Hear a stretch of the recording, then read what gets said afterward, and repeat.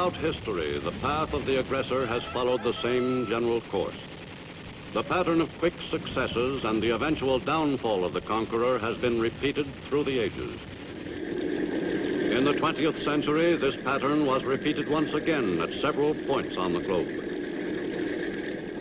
In the Orient, the Japanese embarked on a program of aggression which was to follow exactly the time-honored course.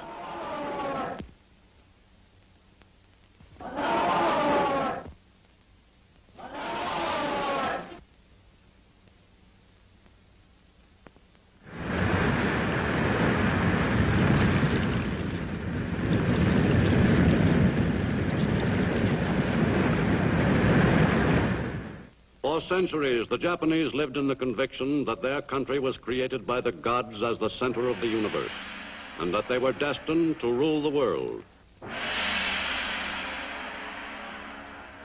This firmly rooted conviction was as old as the Japanese nation itself. Soon after Hirohito succeeded to the throne in 1926, as the 124th emperor, allegedly descended directly from the sun goddess Amaterasu, the program for extending Japan's rule began to gain momentum.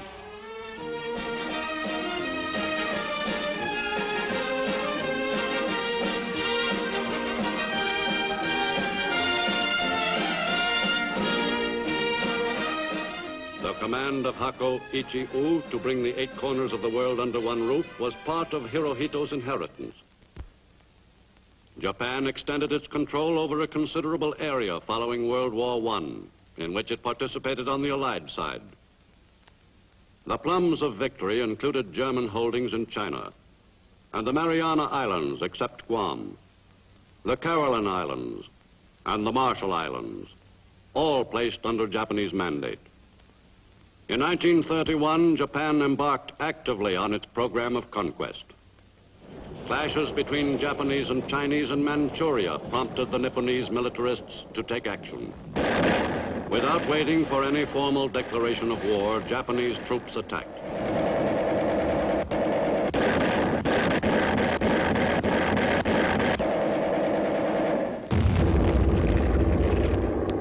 On September 18, 1931, Japanese troops seized Mukden, Manchuria's most important city. And on March 1, 1932, the new nation of Manchukuo was proclaimed. The new country was supposedly independent, but actually it was purely a Japanese puppet state. The opportunistic weakling Bu-yi was made the new ruler and was later installed on the ancient throne of the Manchus by the Japanese, who kept a discreet but firm control over the affairs of the new nation. To all outward appearances, the new Manchurian leaders were merely friendly neighbors of the Nipponese. Actually, Imperial Japan dictated the policy in Manchukuo.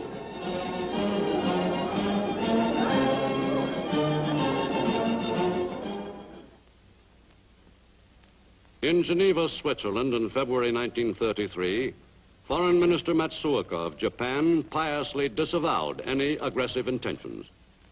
It is a matter of common knowledge that Japan's policy is fundamentally inspired by a genuine desire to guarantee peace in the Far East and to contribute to the maintenance of peace throughout the world.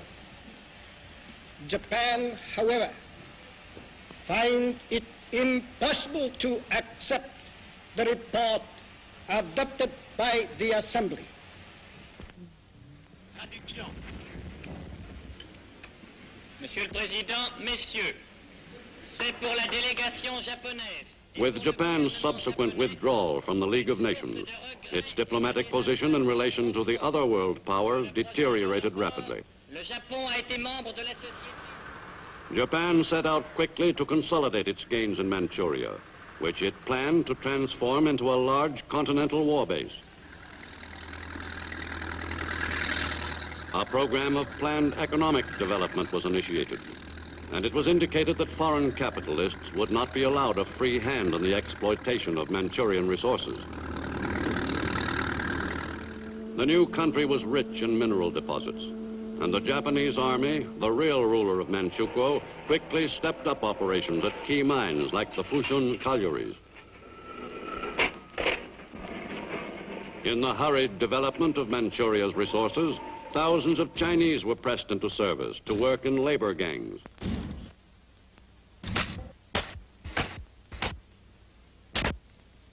The Chinese in Manchuria, who comprised some 90% of the population, had the choice of working for the Japanese for a meager living or starving to death. Opium was easily obtainable through a Japanese monopoly, even though laws had been passed forbidding its use, except in the case of addicts. But unauthorized persons were able to purchase the drug illegally and were then often fined for breaking the law, thereby enriching their new rulers on both counts. A government system of checks on opium addiction was announced and supposedly put into operation, but no effective measures were ever taken to curb the practice. In strengthening its strategic position on the mainland, Japan moved quickly to consolidate its control of as many railways as possible. After seizing the Chinese-owned lines, the Japanese army directed that new roads be built. Several important lines which link key cities with port facilities, and a number of branch lines. This ambitious program of railway construction was designed to produce a network of routes over which Japanese troops could be moved quickly to meet emergencies at any point on the Japanese perimeter. Control of the South Manchurian Railway, Japan realized, would be of vital assistance in any movement southward if Nippon were to extend its area of influence on the Asiatic mainland. By March 1935, scarcely 3 years after the new nation of Manchukuo was established, the Japanese succeeded in gaining complete control of all Manchurian railways.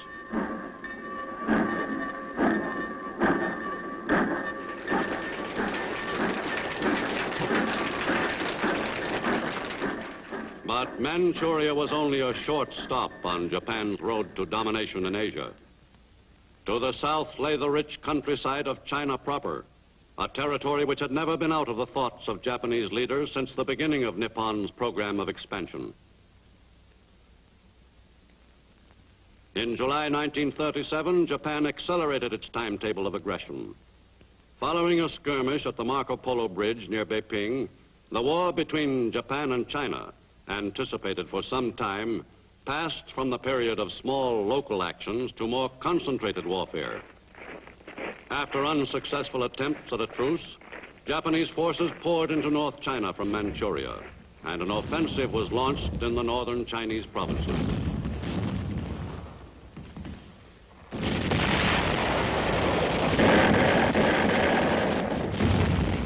The Japanese advance against a somewhat disorganized enemy was rapid.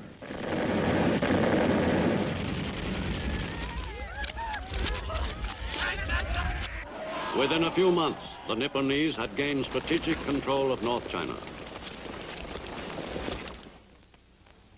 In Tokyo in June 1937, a new cabinet headed by Prince Fumimaro Konoe assumed control of the Japanese government. As premier, Konoe dominated the regime which threw Japan into war with China and brought it to the brink of war with the West.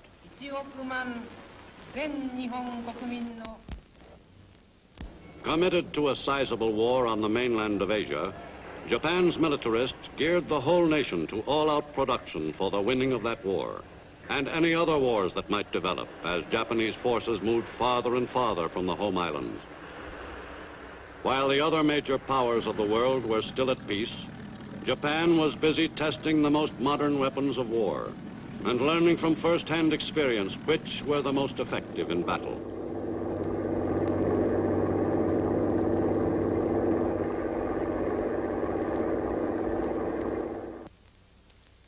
In the air arm of the Japanese forces, pilots found that the new Japanese fighter plane, the Zero, was the fastest, most maneuverable combat plane they had yet seen in the air. But in China, older models still proved more than adequate.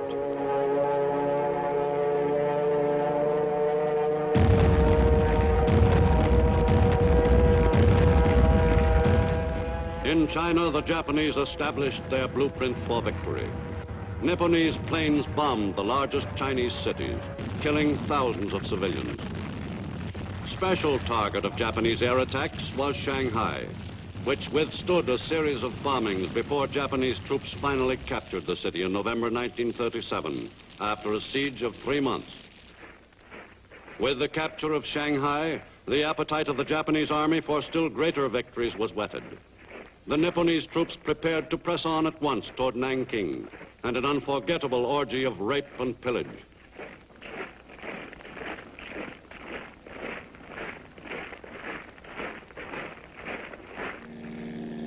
In mid-December 1937, the U.S. gunboat Panay in the Yangtze River was picked out by Japanese naval planes.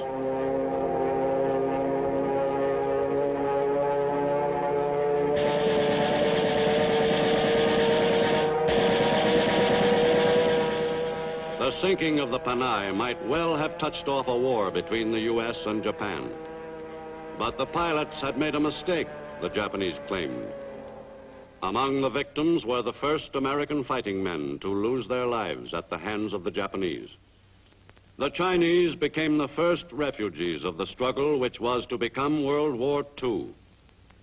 This was the beginning of years of being always on the move for many Chinese. Already, peace was only a memory. As the Japanese seized new territory, they took over the administration of the area at once. In some localities, the new rulers tried to act the role of sympathetic, understanding administrators. But the Japanese plans for further conquest didn't permit this act to continue for long. The Japanese badly needed the services of the people they'd conquered. Chinese farmers continued to work their soil, but now the harvest would benefit the Japanese.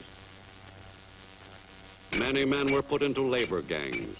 The Chinese had no alternative to working for the Japanese except death.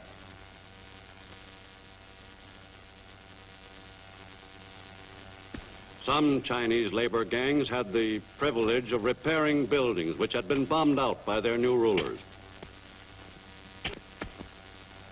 In one way or another, all able-bodied Chinese were worked unsparingly by the Japanese in their drive to bring more and more of Eastern Asia under the emperor's rule. With North China won and a continuing war with the Chinese in progress, the Japanese militarists looked still further south in their search for other lands to conquer. For the Japanese program of aggression called for a coordinated series of attacks on smaller countries with valuable resources, vital to the Nipponese war effort. The Philippines would prove a rich prize indeed.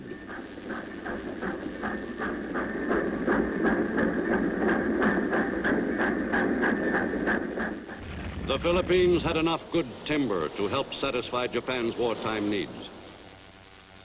On the mainland in Southeast Asia, Malaya was of particular interest to the Nipponese High Command. For Malaya, though not especially large in area, produced some 56,000 tons of tin each year, 30% of the world's output. Even more important was Malaya's wealth in rubber. That British territory's plantations produced more rubber than the Nipponese could use. If Japan should find itself involved in a large-scale war, Malayan rubber would help materially in stiffening the backbone of the Japanese war effort. At the same time, by seizing the Malayan Peninsula, Japan would deny Britain and the United States, its two most important potential enemies, one of their principal sources of rubber.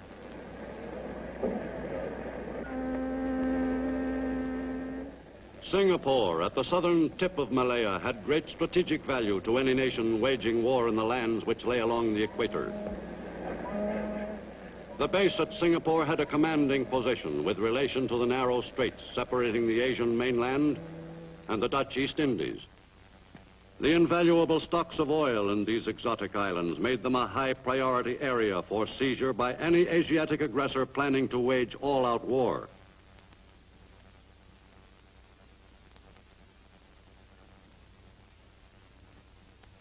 These lush islands also produced most of the world's cinchona bark, from which quinine is made.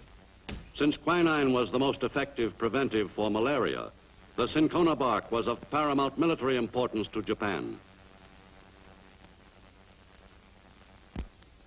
Still farther south, Australia would prove an important prize for any warring nation. In the down-under countries, wealth consisted largely of wool and livestock, both valuable commodities. Meanwhile, in Tokyo, the Nipponese demonstrated their friendliness with another aggressive power, fascist Italy. The festive atmosphere was heightened by the favorable trend of the year-old war in Europe for the Axis powers.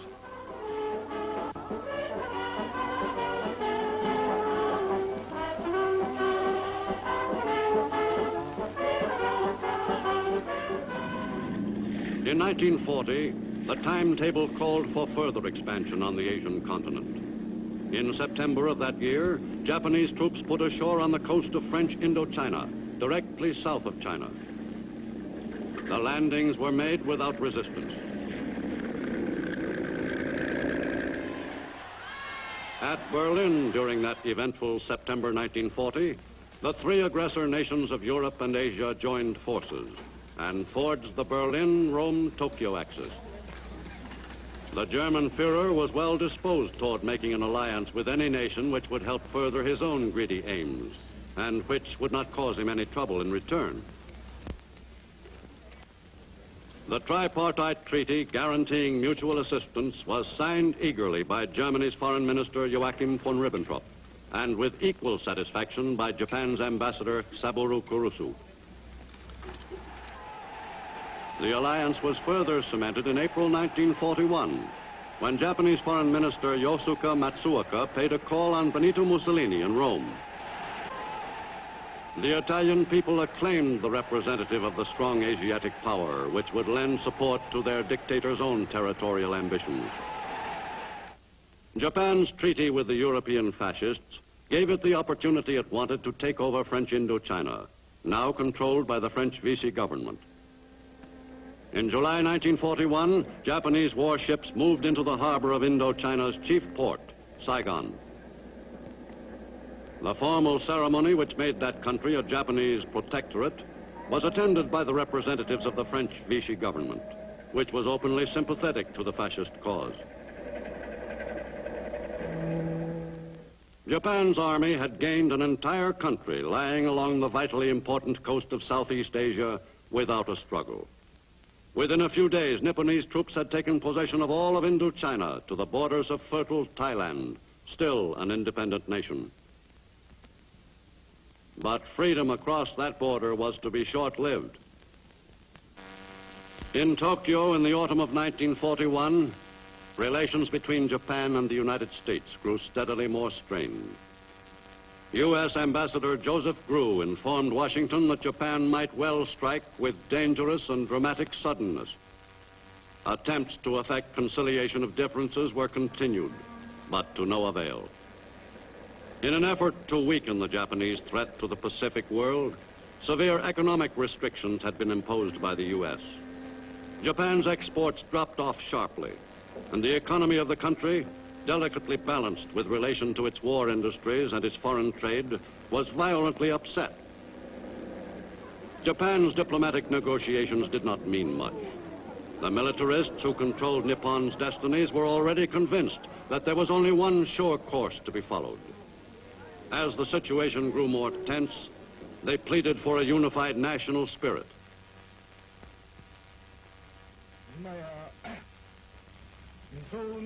The Japanese nation is faced with a serious crisis and will more and more carry out preparedness for national defense.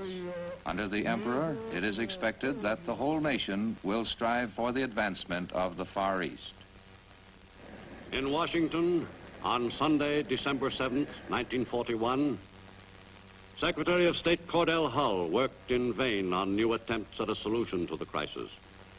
But negotiations ended abruptly.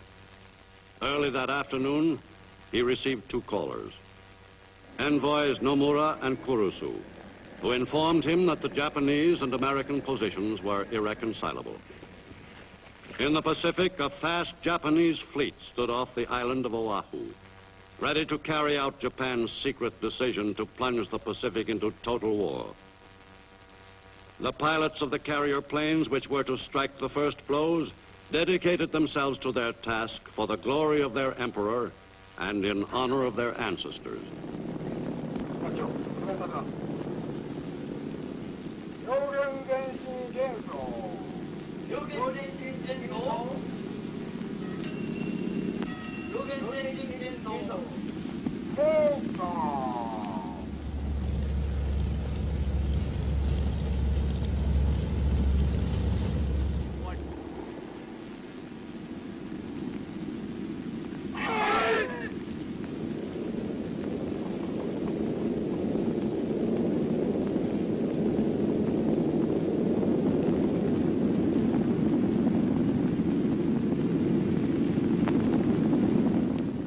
With the fleet less than 300 miles from the target area, the planes took off for the kill.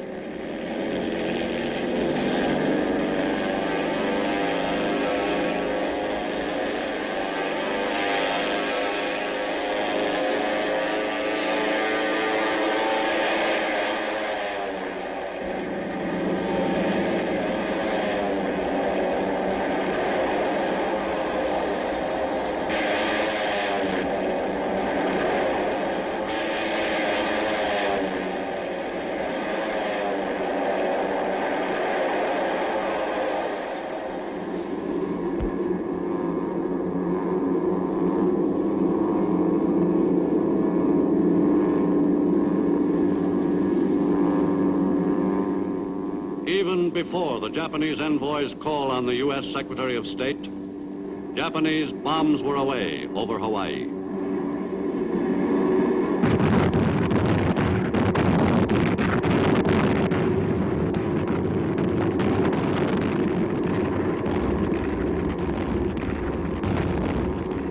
U.S. forces had 260 planes destroyed during the attack and suffered the staggering loss of 4 battleships, a cruiser and 2 tankers at Pearl Harbor.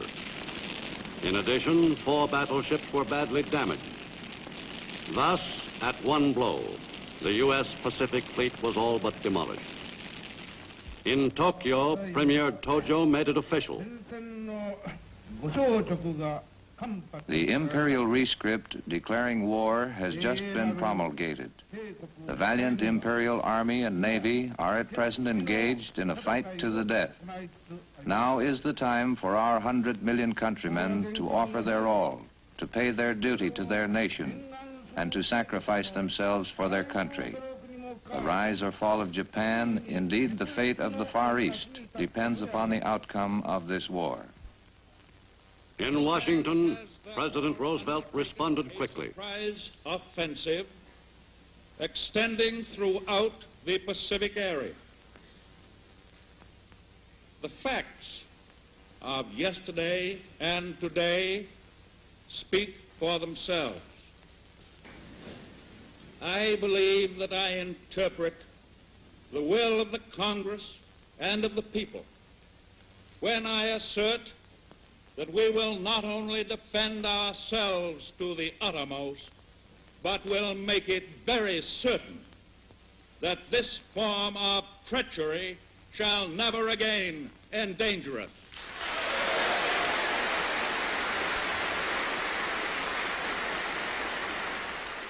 Both houses of Congress acted immediately, with but one dissenting vote.